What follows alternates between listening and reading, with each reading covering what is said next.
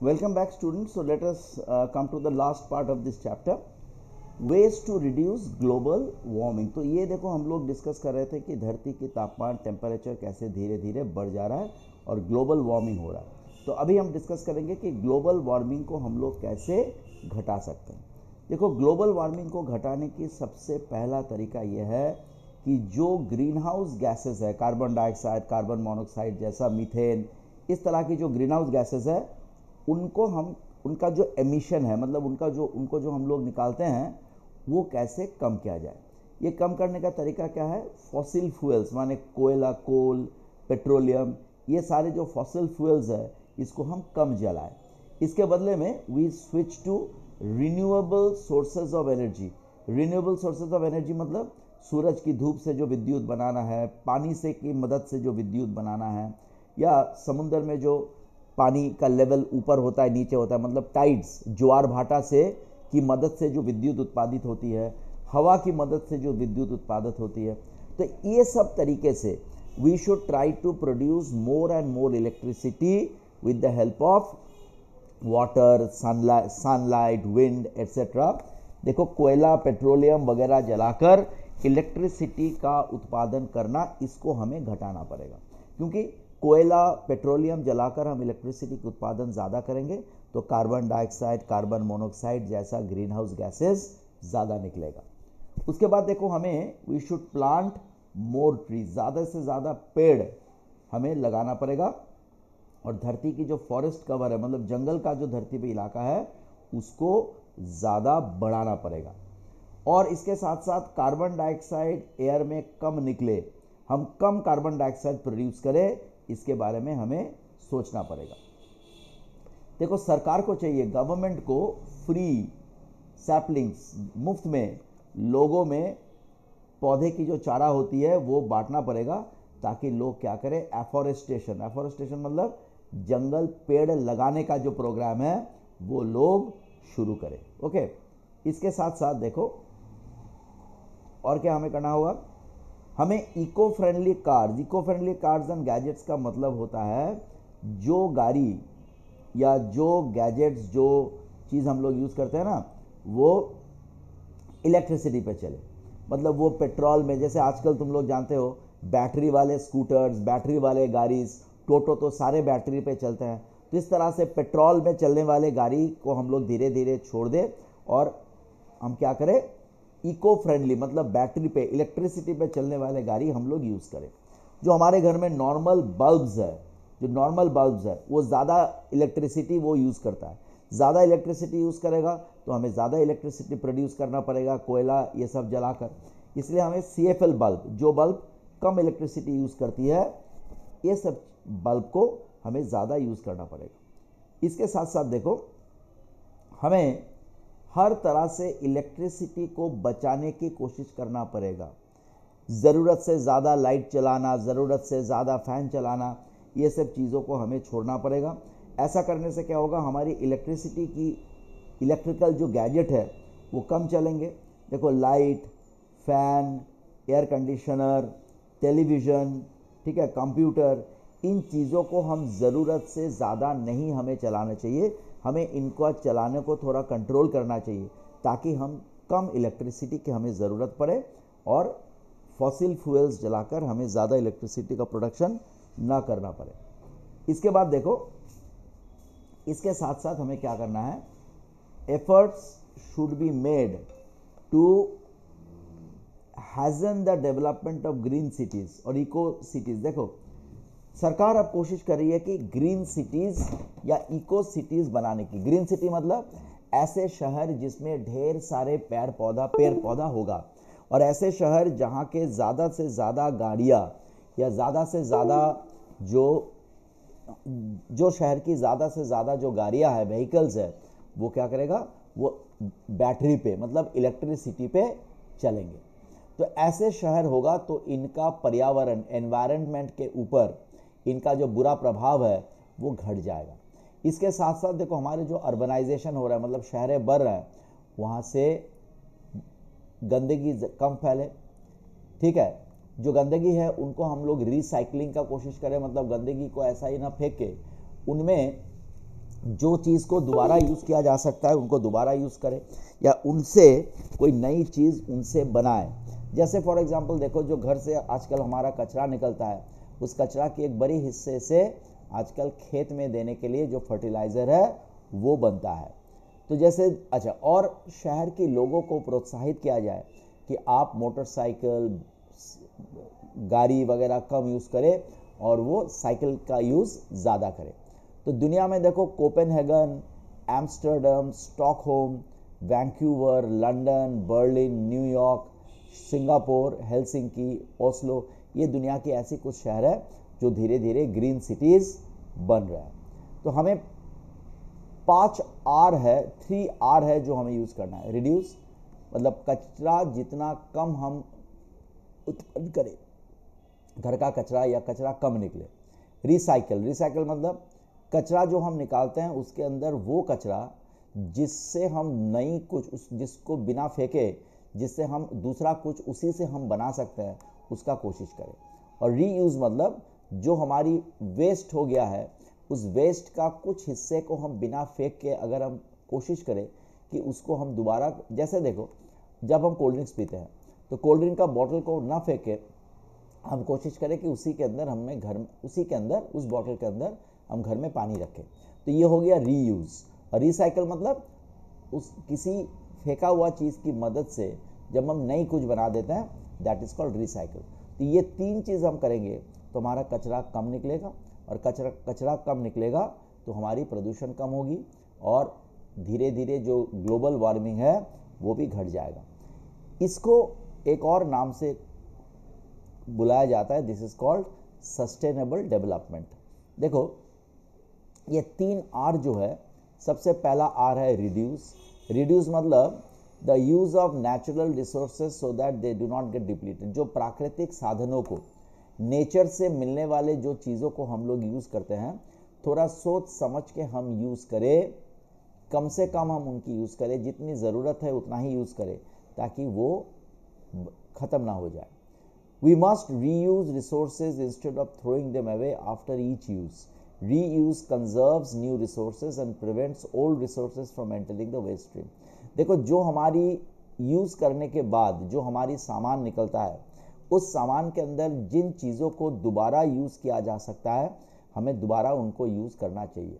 जैसे देखो, अगर जैसे मैंने बोला कि हमने कोल्ड ड्रिंक्स पिया, तो कोल्ड ड्रिंक्स की बॉटल को बिना फेंक के हम उसमें पानी स्टोर कर सकते हैं। यहाँ तक देखो, कोल्ड ड्रिंक्स की बॉटल को आधा काट कर जो बाकी आधा रह जाता है, उसके अंदर हम लोग पेन वेन वगैरह चीज़ों को रखने के लिए यूज़ कर सकते हैं। तो अगर हम ऐसा रीयूज़ करेंगे तो क्या होगा, हमें नई जो धरती से मिलने वाले जो हमारी साधन है उसका प्रयोग हमें कम करना पड़ेगा, और कचरा भी कम पैदा होगा, कम बनेगा कचरा। और उनको रिसाइकल, देखो रिसाइकल का मतलब क्या है, जो हमारी वेस्ट है उसको हम उन्हीं को यूज़ करके हम नया प्रोडक्ट, नई चीज़ हम बना सकते हैं। देखो उनका जो ओरिजिनल फॉर्म है, उस ओरिजिनल फॉर्म को चेंज करके, जैसे मैंने अभी बोला, जो घर से जो देखो सब्जी की छिलका निकलता है, फल के छिलके निकलते हैं, उनको उनसे आजकल क्या हो रहा है, फर्टिलाइज़र बन रहा है। तो पुरानी चीज़ों को नई आकार देकर एक नई चीज़ के तौर पर हम लोग यूज़ कर सकते हैं, इसको बोलते हैं रीसाइकल। तो ऐसा हम लोग करेंगे तो काफ़ी हद तक हम प्रदूषण रोक सकते हैं और ग्लोबल वार्मिंग को रोक सकते हैं। ठीक है, अब देखो एक और बड़ी समस्या हमारे सामने क्या है, ओजोन लेयर। ओजोन लेयर, मैंने बोला कि ओजोन लेयर क्या है, as we have already discussed. देखो ओजोन लेयर मतलब स्ट्रेटोस्फेयर के अंदर एक लेयर है एटमॉस्फेयर की, जहाँ पे ओजोन गैस से बना हुआ एक लेयर ऑफ एयर हम स्ट्रेटोस्फेयर में देख सकते हैं। ये ओजोन लेयर क्या करता है, ये सूरज की धूप में जो अल्ट्रा वायलेट रेज है, जो इंसान और दूसरे जानवरों के लिए, पेड़ पौधे के लिए काफ़ी खतरनाक क्यों है, क्योंकि अल्ट्रा वायलेट रे अगर धरती तक ज़्यादा पहुंचेगा, इससे हमें स्किन कैंसर हो सकता है, आँखों में कैटरैक्ट हो सकता है, और एग्रीकल्चर, खेती बाड़ी के लिए भी ये बहुत ज़्यादा खतरनाक है। इसीलिए जो स्ट्रेटोस्फेयर के अंदर जो ओजोन लेयर है वो हमारे लिए बहुत ज़्यादा इम्पॉर्टेंट है। लेकिन धीरे धीरे ये ओजोन लेयर भी डिप्लीट हो रहा है, मतलब ओजोन लेयर पतला होते जा रहा है, और धरती तक ये जो सूरज के अंदर जो नुकसानदायी, जो हार्मफुल जो ओजोन गैस है, वो ज़्यादा से ज़्यादा ओजोन गैस धरती तक पहुंच रहा है और हमें नुकसान कर रहा है। देखो, इंसान के द्वारा ये ओजोन लेयर जो है वो ख़राब क्यों हो रहा है? क्योंकि कई सारे इंसान का ह्यूमन एक्टिविटीज़ है जिसके वजह से क्लोरोफ्लोरोकार्बन्स और दूसरे जो हार्मफुल केमिकल्स है ये ज़्यादा से ज़्यादा धरती में एटमॉस्फेयर में जा रहा है और एटमॉस्फेयर में जाके ये जो देखो क्लोरोफ्लोरोकार्बन्स जो होता है इनको ODS बोला जाता है, ओजोन डिप्लीटिंग सब्सटेंस, मतलब ओजोन को बर्बाद करने वाले पदार्थ। ठीक है, तो ये क्लोरोफ्लोरोकार्बन्स के अंदर क्लोरीन होता है। ये क्लोरीन जब ओजोन गैस के साथ टकराता है तो ओजोन गैस का जो परमाणु होती है, मॉलिक्यूल्स होता है, वो धीरे धीरे टूट जाते हैं और ऐसा करके ओजोन गैस पतला होकर बर्बाद हो रहा है। इस तरह से देखो ozone layer is getting destroyed.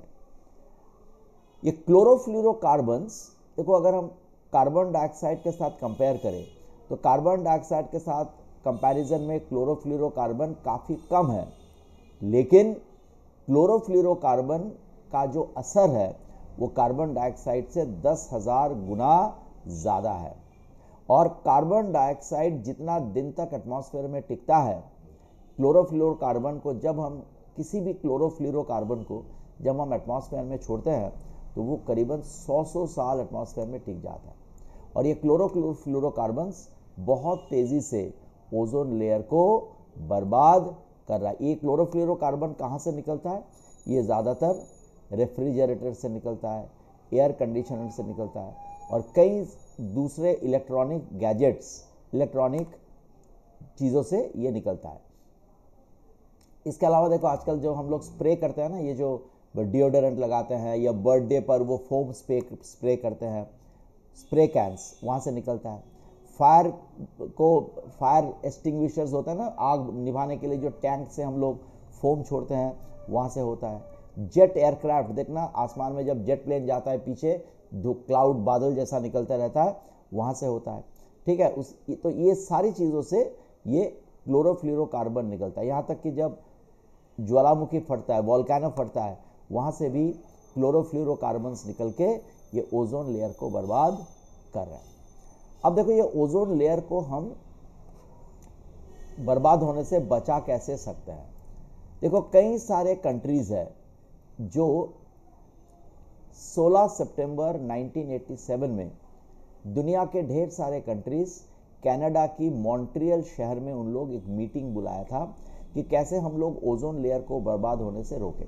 तो ये सारे कंट्रीज़ ने एग्री किया था। इसको जो उन्होंने एग्रीमेंट साइन किया, इस एग्रीमेंट का नाम रखा गया था मॉन्ट्रियल प्रोटोकॉल।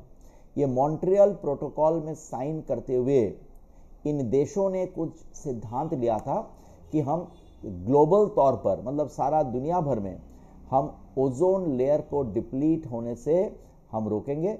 तो ओजोन लेयर को डिप्लीट होने जो सब्सटेंसेस, मतलब ODS जो है, मतलब ओजोन डिप्लीटिंग जो सब्सटेंसेस है, उनका प्रोडक्शन हम लोग कम करेंगे। तो इसके बाद से कुछ हद तक ओजोन लेयर का बर्बाद होना कुछ हद तक घट रहा है। देखो, सारा दुनिया भर में आज भी 16 सितंबर को हम लोग वर्ल्ड ओजोन डे के तौर पर हम मनाते हैं, ताकि लोगों को ओजोन लेयर की इम्पोर्टेंस के बारे में चौकन्ना किया जाए।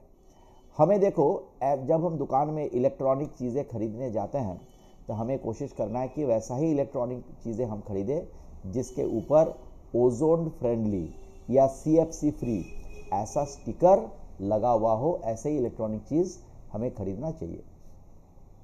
ठीक है, तो ये हो गया हमारा ये चैप्टर। थोड़ा इसका जो ऑब्जेक्टिव क्वेश्चन है उसको भी हम लोग थोड़ा डिस्कस कर लेते हैं। देखो, first, melting of polar ice caps is taking place due to, north pole और साउथ पोल में जो बर्फ़ से ढके हुए हैं वो धीरे धीरे पिघल रहा है। किसके वजह से? ग्लोबल वार्मिंग की वजह से। Global warming will lead to, global warming की वजह से क्या होगा? ग्लोबल वार्मिंग की वजह से देखो साइक्लोन और हरिकेन, समुद्र के तटीय इलाके में साइक्लोन, हरिकेन इत्यादि बढ़ जाएगा। The main objective of Montreal protocol, Montreal protocol की मकसद क्या था? To lower ozone depleting substances. The ozone layer helps in, ozone layer किस में हेल्प करता है? प्रिवेंटिंग द अल्ट्रावायलेट रेज, ठीक है। उसके बाद देखो एक शब्द में जवाब देना है, we have to answer in one word. तो क्या है देखो, first, the gas that occupies the maximum, जो गैस एटमॉस्फेयर में सबसे ज़्यादा वॉल्यूम ऑक्युपाई करता है, कौन सा गैस ऑक्युपाई करता है? नाइट्रोजन।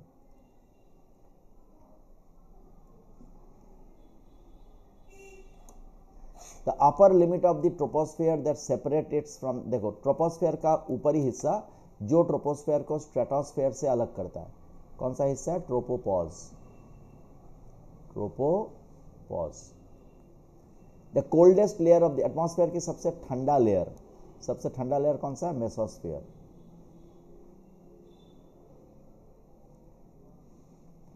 अब फॉसिल फ्यूल, देखो ग्लोबल वार्मिंग कराने वाला एक fossil fuel, coal. The hottest layer of atmosphere की सबसे हॉटेस्ट लेयर कौन सा है? थर्मोस्फेयर।